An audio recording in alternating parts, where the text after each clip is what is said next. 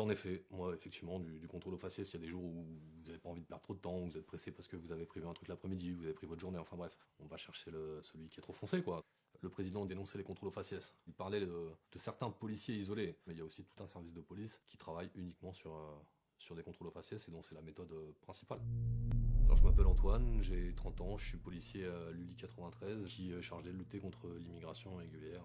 Mon boulot, c'est d'arrêter des étrangers, uniquement de les interpeller, de les ramener au commissariat, de les placer en retenue, d'aviser la préfecture en leur soumettant le dossier et de leur notifier la mesure de la préfecture.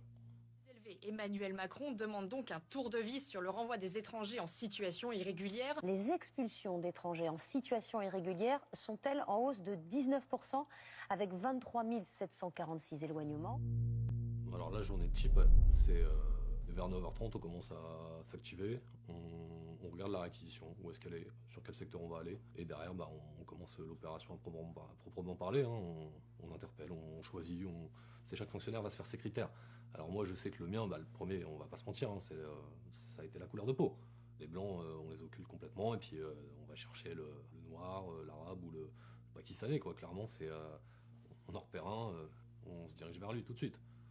On peut pas faire de lutte contre l'immigration irrégulière, de contrôle comme ça, sans faciès.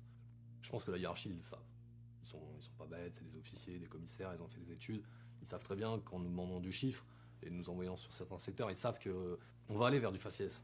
Très, très clairement, on peut pas nous demander par exemple de faire 8 étrangers comme ça a pu nous être demandé à une époque et ne pas se douter qu'on derrière on allait faire du faciès.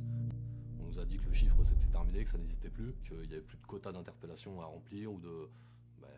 Si, ça existe toujours, si. Nous, on continue d'en faire tous les jours. Le chiffre, en fait, ça correspond tout simplement au nombre d'étrangers qu'on devait ramener et placer en retenue. On ne sait pas d'où il vient, nous. Les bons jours, on nous en demandait 7 ou 8. C'était donné par l'officier, à l'époque, c'était le commandant. Mais on ne savait pas d'où ça pouvait venir. On ne savait pas si c'était le préfet, si c'est les instructions des commissaires qui géraient l'unité. Donc, nous, on prenait notre chiffre de l'officier ou du gradé, parfois, l'OPJ qui faisait les placements, qui nous disait, ce matin, vous m'en faites tant.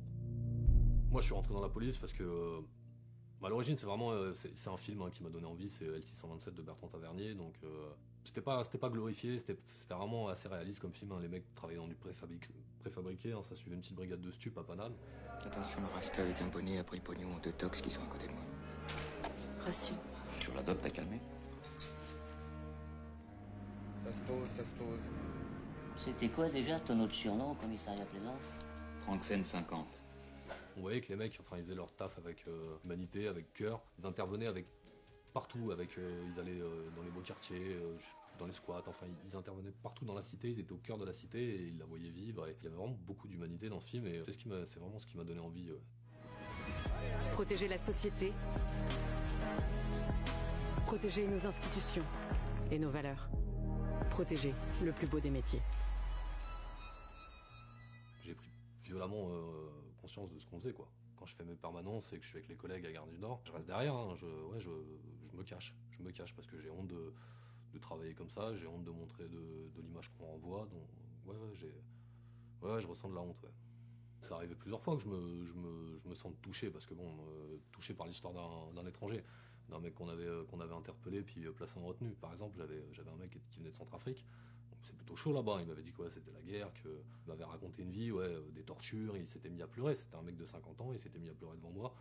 Et donc vous me dites putain, ouais, quand même, j'aurais aimé j'aurais préféré ne pas l'avoir dans mon bureau, surtout que quand on l'a contrôlé, il avait rien fait de mal, quoi. Il faisait juste que passer par là et on aurait peut-être pu prendre plus de temps et sélectionner, aller interpeller quelqu'un d'autre au final. Mon taf aujourd'hui, moi j'en parle pas. Enfin, mes proches, ma famille, je leur en parle pas. Je leur dis pas ce que je fais. Je disais voilà, moi je fais des enquêtes judiciaires sur des délits bien particuliers, mais le reste j'en parlais pas. Il y a une enquête administrative qui a été ouverte par ma hiérarchie, hein, suite au fait que je vous ai contacté, au fait que je vous ai dénoncé ces méthodes. J'ai été auditionné, mes collègues ont été auditionnés. Je sais pas, là je pense qu'ils attendent l'article, hein, avant de se prononcer, mais je sais pas ce que je risque. Franchement, aujourd'hui, j'ai plus rien à perdre. Si je dois quitter la police, c'est sans regret.